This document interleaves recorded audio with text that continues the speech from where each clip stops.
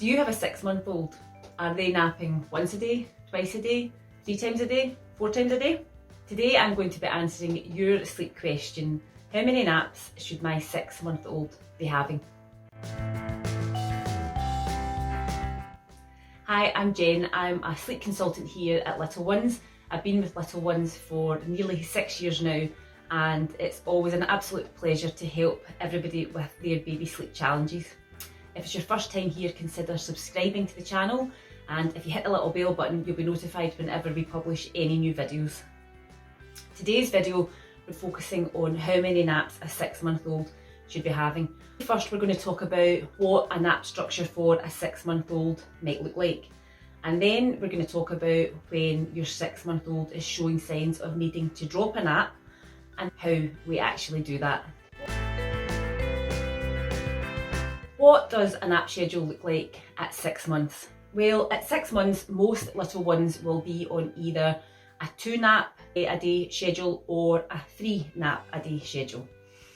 If your little one's following a 3-nap schedule, ideally what we look for is a short morning nap of around 30 minutes, a long lunch nap of around 2 hours, and a very short afternoon nap, which is just enough to see them through to bedtime. And awake time wise, we're looking at approximately 2.5 hours between naps and 2 hours before bedtime. If your little one has already dropped down to a 2-nap a day structure, that will look more like the same short morning nap, again a 2.5 hour awake time up to lunch nap, and then a slightly longer lunch nap of between 2 hours and 2.5 hours, and that will see them through a longer awake time of approximately 3.5 to 4 hours to bedtime. It's worth saying that a lot of little ones will still be having 3 naps a day up to 8 months, but there are some signs that we want to look out for that might mean that they're ready to drop down to 2. What signs might we look for that indicate your little one is ready to drop from 3 naps to 2 naps? Well, there are a few signs to look for. One of the most obvious ones can often be that when they have a 3rd nap, they just don't settle for bedtime well anymore. Another sign might be that they start to wake 45 minutes after bedtime where they didn't before, and that's another indication that the short afternoon nap is probably ready to go. We can also see some long overnight wakes and that they start to wake earlier for the day than usual. And that's because sleep taken in that last part of the afternoon can directly affect the time our little ones wake for the day. It's probably worth mentioning that your little one might just show one of those signs. We don't need to have all of those signs. Sometimes under 6 months they can show those signs, but it's really not a great idea to drop the afternoon nap under 6 months because they can really easily get overtired. Let's talk about how to drop the afternoon nap.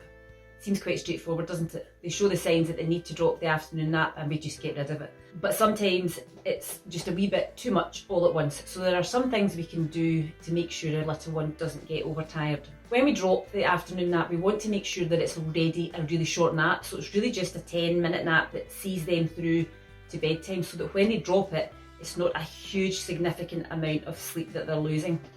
We can replace that nap time with some quiet time, and that can help the adjustment. Something else we can do is let our little ones sleep longer at the lunch nap. Most little ones between 6 and 8 months will be having a lovely 2-hour lunch nap in the middle of the day. So to ease the transition of dropping the afternoon nap, we can let them sleep at the lunch nap for up to 2.5 hours.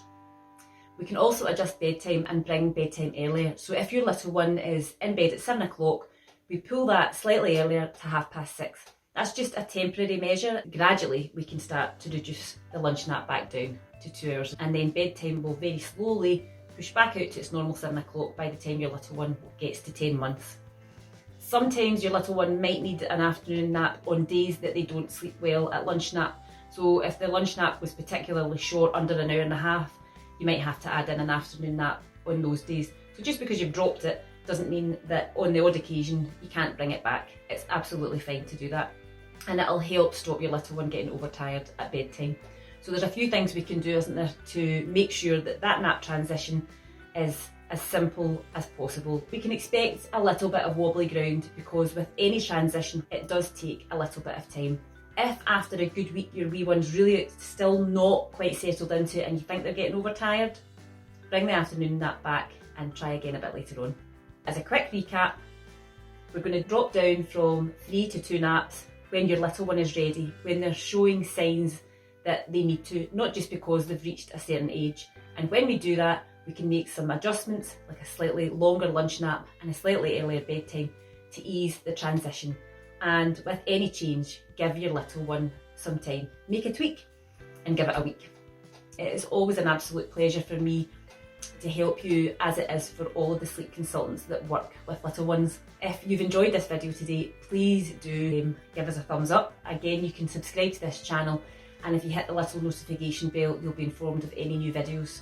If you've got any sleep challenges you'd like to share with us, please stick them in the comment box below. Or if you've just gone through this transition, let us know how you found it and how you've got on. It's always great to hear from you. Thanks so much, and I'll see you again soon.